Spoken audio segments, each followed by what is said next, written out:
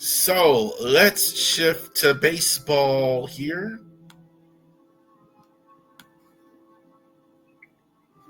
So we're going to go ahead and do that. So we're going to talk about the Delmarva Shorebirds as part of our baseball summer here. So we're definitely going to do that.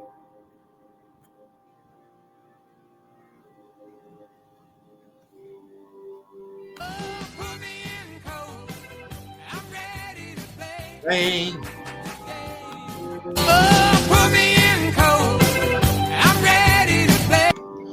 So that is the music.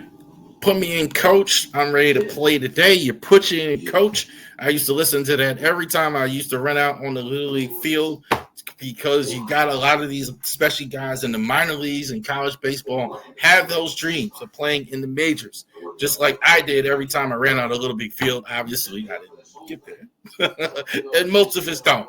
But that's why that song is there to go ahead and describe, hey, man, these guys are out here wanting to play in the majors as well. So put me in, coach. Let's talk about the Delmarva Shorebirds out of Salisbury, Maryland.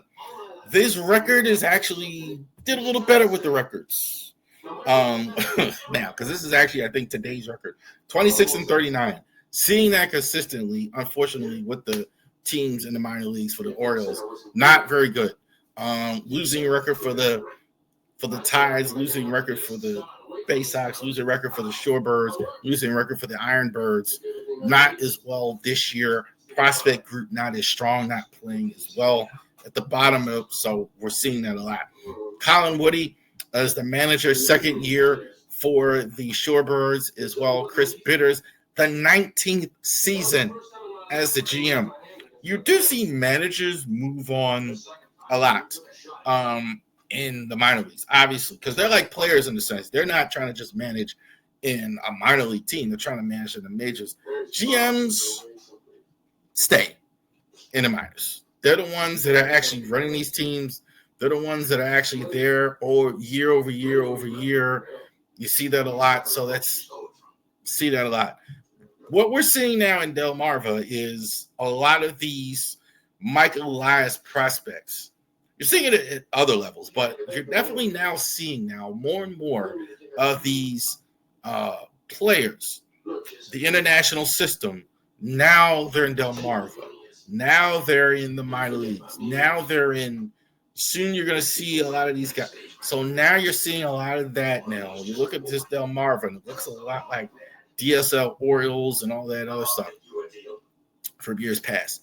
So Luis Almeida, big contract that he signed a few years ago, minor league prospect, 19 years old, and he is going to be one of their prospects, 19 years old, just arrived there as well.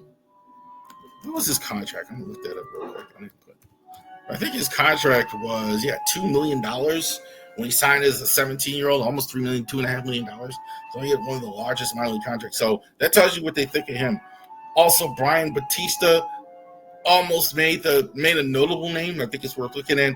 Yalba Gatier, another international free agent. So a couple guys from the Dominican Republic, also a guy from Venezuela.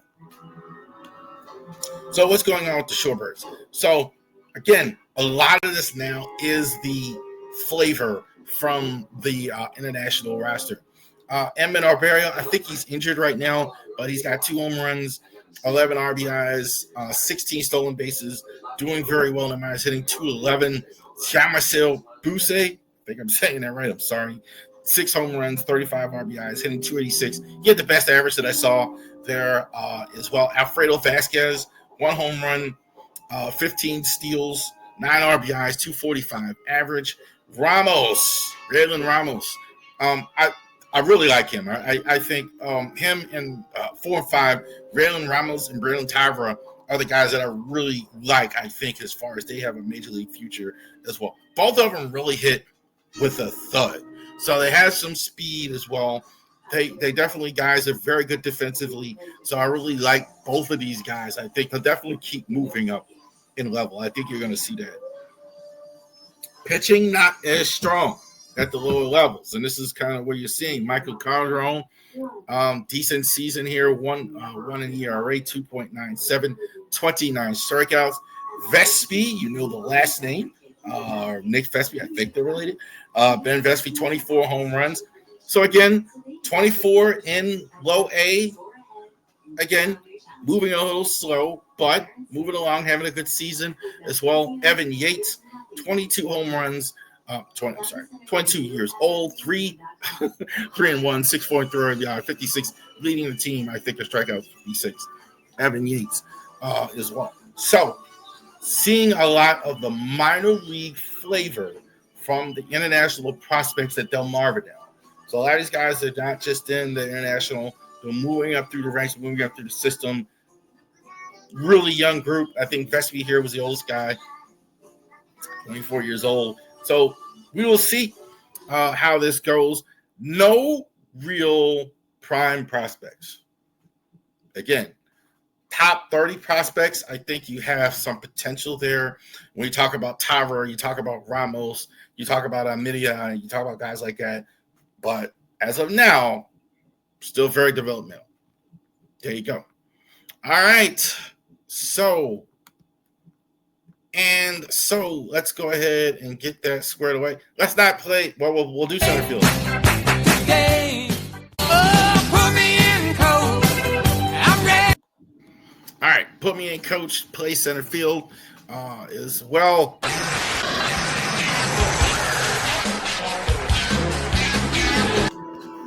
Let's get the Kevin Nash stroll out for the Orioles report. Kevin Nash got all in the Wolfpack in the Orioles because the Orioles, I think, are turning a corner here. They look a little better here lately as well. So record is good. Good tonight. Checking on the score. The game is they were 8-0 earlier. Oh my God, it's 8-8. They scored 8 runs. Oh my gosh. Pretty confident. Rogers didn't look good all of a sudden. He looked good for the first 2 innings as well. Cano got lit up here as well. So spoke too fast. That's what happens when you go live. So, but despite of that, they have looked better lately. Pitching, I think, kind of blew up, but they did score 8 runs. The offense, I think, looks better. The cavalry seems to be coming back. Getting the guys back is helpful, I think, from what I have seen. So, definitely going to spend a few seconds on this. Gary Sanchez the other day was reinstated from the 10-day DL, and Maverick Hanley was optioned to Norfolk. Absolutely activated Aaron Cavill as well. I think he's in Norfolk as well. Look, Maverick Henry seemed to be popular, seemed to be a likable guy. But, guys, he was hitting 48. That's not working. That's not a major league hitter. That's not close. You want a backup catcher. You could kind of almost move it a backup catcher at Mendoza if he's hitting, 190 or 180 or 220 or whatever. But you can't have a major league hitter hit that low. I don't care how good he is behind the plate. I just don't do it. Gary Sanchez is not going to do that. Gary Sanchez immediately hits 2 home runs as well. And I know, we all make jokes about Gary Sanchez and his defense and all that other stuff. That's fine. But you can't have a major league catcher, even a backup, hitting below 100. He wasn't hitting. So, I know it's funny. Jorge Mateo, who's injured now, hits better than this consistently, and he can't hit. But Maverick Hanley had so much love. Interesting. I don't want to be too hard on the brother, but I just thought that was fascinating. Not so much even him, but the reaction to him when a guy was so clearly struggling at the plate. We all thought we got Kyle Tucker, right? Kyle Tyler off waivers, option Norfolk. Got to take a look at all pitching options at this point for sure as well. Colin Shelby this week was recalled from Norfolk. Kate Povich put on the 15-day out. So they seem to be playing a bit of a shell game. They brought up Colin Shelby. The next day, I think they went down, recalled Grant Wolfram as well, and put Colin Shelby back in Norfolk as well. So I guess they figured he had options. Wolfram the next day goes from Norfolk to goes from the roster back to Norfolk. So obviously what they were doing, and I looked at it after the fact. I kind of commented the fact. Well, where was Trevor Rogers? Because he was so good in his last start. What they were doing was they were going ahead putting Rogers in. His start day was today, and Wednesday, so there was no reason to bring him up. So let's keep an extra bullpen arm to bring guys up and back down, keep some fresh arms out there until we get Rogers. I think Rogers is going to stay, despite the shaky performance tonight, in place at least until Kay Povich comes back. But I think he's going to get every opportunity. Povich just really hasn't been great, but interesting to see that. Couple of interesting notes about the outfield. Tyler O'Neill was returned from his minor league rehab assignment per June 14th. Per club announcement, he was placed on the shelf due to shoulder infringement due to rehab. I think I should put that word there, rehab.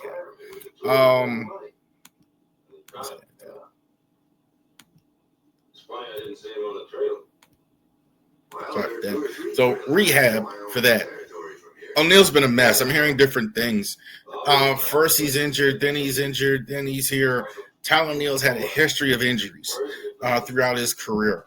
So I don't know what happens. So basically he was sent on a rehab assignment, pulled out of that rehab assignment because he wasn't ready for the rehab assignment. So now after he took some time off, he should be ready to go back to rehab assignment to start to come back.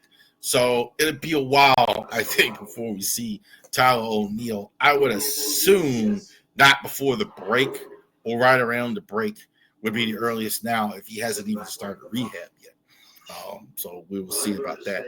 Interesting, I thought this was.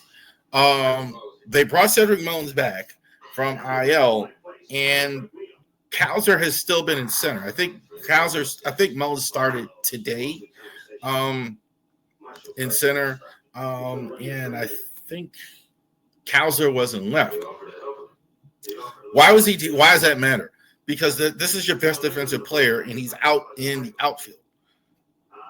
Interesting.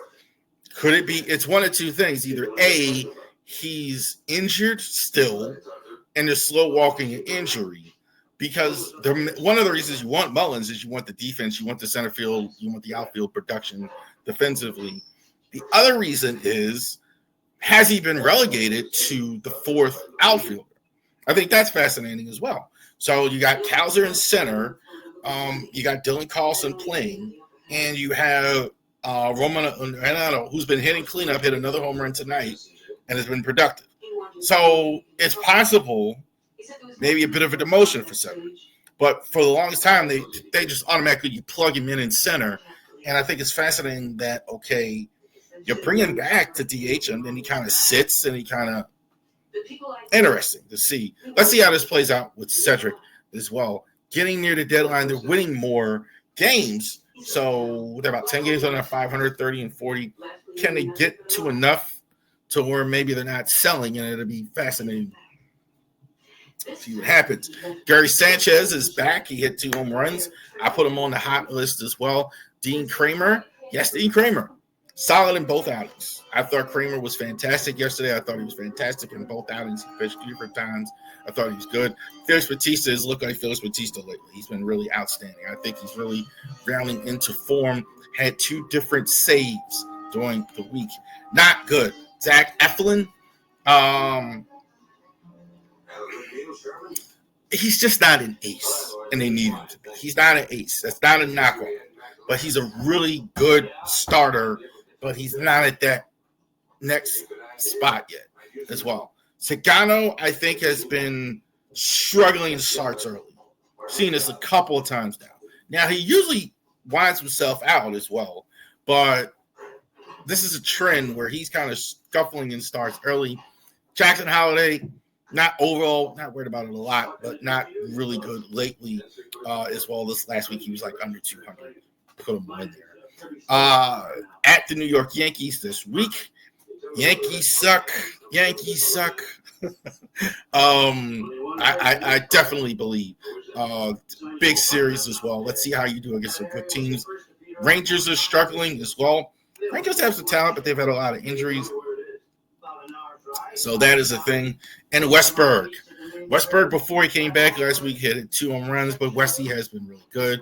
This is why I think the offense is coming around. I think you're getting some of these guys back. Kowser, Westberg, Gary Sanchez, et cetera, et cetera. A lot of these guys on offense getting back into form as well. Adley was good. That's with Gunnar, et cetera. So starting to move on offense a bit, and it's showing on the field. All right. Thank you very much for watching the Ravori Sports Podcast. Fans like me, like and subscribe to all of our social media content. Enjoy all the games. You have a great day.